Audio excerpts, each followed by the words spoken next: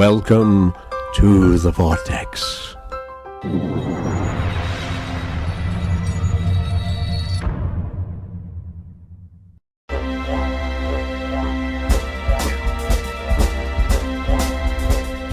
you. This particular audience in West Hollywood is made up of many people who work in the media, who have impact on the collective consciousness through the media. How would you suggest to those people how they might make a difference in this shift that's happening on our planet? We would ask you to look into your hearts, to pursue your life's passion and dream, but pursue it with respect for yourself as another person. You do not have to trample someone else to make your own dream come true. You can uplift the one next to you as much as you can lift yourself. When you can share in the love light vibration and lift others as yourself, and share with others as yourself, you will indeed have achieved what we call the compassionate law of one, to treat others as yourself. For when you give truly to another, you give to yourself. When you heal another, you heal yourself. When you give of service to another, you give service to yourself. And this continues in a great celestial cycle, which is beneficial to all. It is what you would say a win-win kind of analogy. You need not be in competition where one is the winner and one is the loser. Ultimately, that only hurts everyone. Move to the greater way of being. Move to the greater way of connecting. Move to the greater degree of loving. You will find much more joy and ecstasy coming into your life and sustaining into your life and becoming one with your life and supporting your creative endeavors if you can move in this frequency.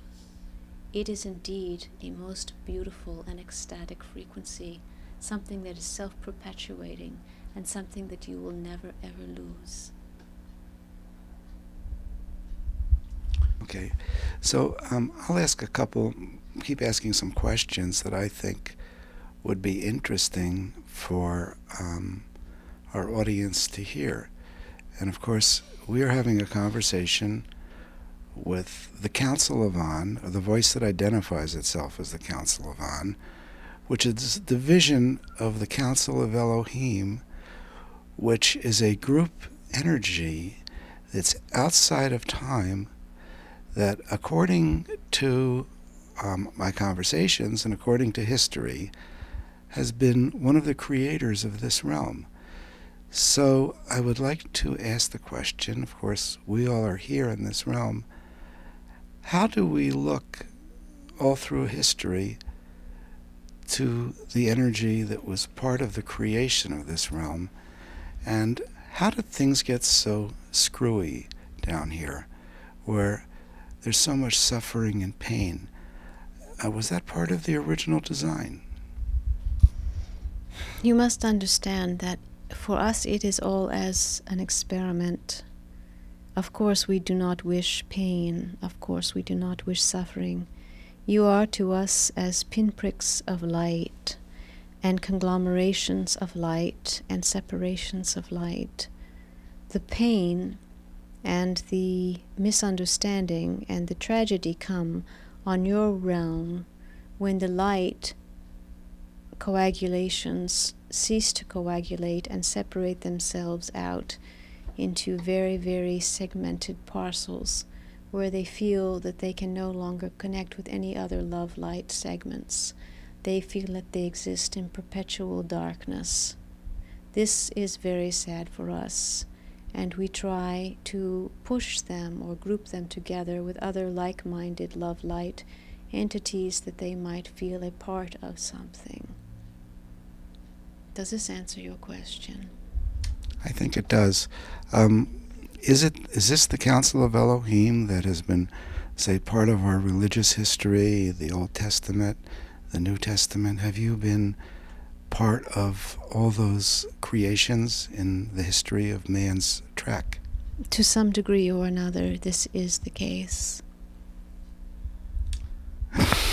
Okay. Somebody who's listening right now to these words, can they connect with the energy of the Elohim while they're listening? And how would that feel if they did? It is possible for them to connect.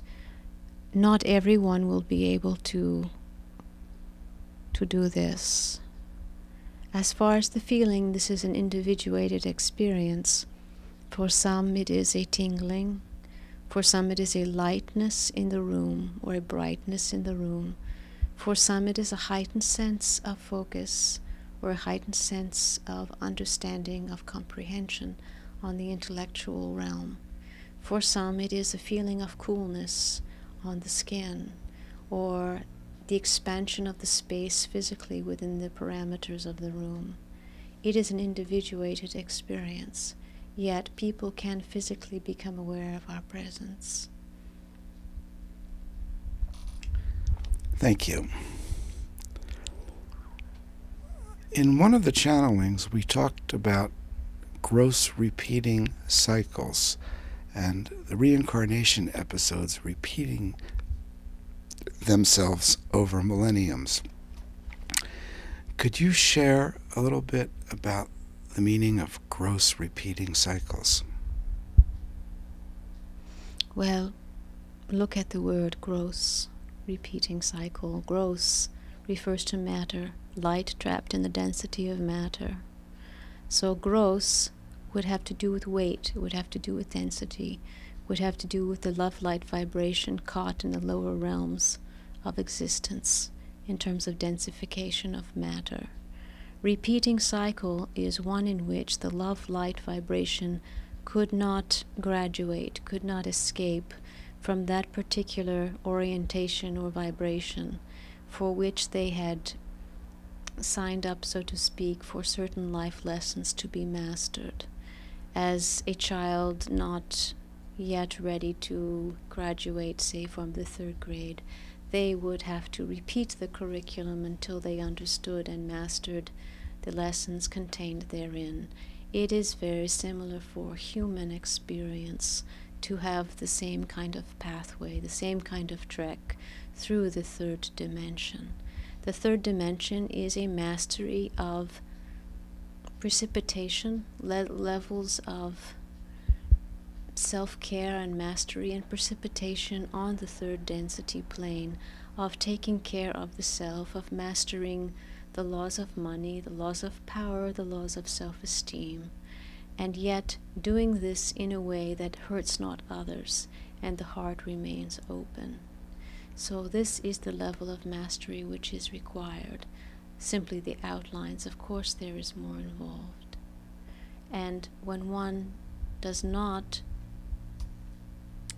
measure up, and we say this not in negative ways, but when the soul has not yet garnered the requisite experience for this to be made manifest in the soul's interior ways of knowing, then the soul has the option of repeating the cycle for better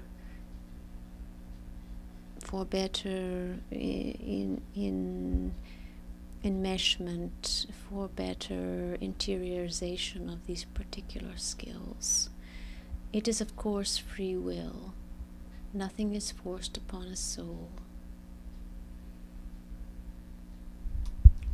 Thank you. I think you said earlier, you spoke about choosing fear in love. How does a person choose love in a world that has so many reasons to be fearful? Through practice, through experience, through knowing, through discernment, which eventually leads to wisdom. And it is in the wisdom that the love comes forth. It is in the wisdom of choosing, to choose the difficult path, even though it is the difficult path, knowing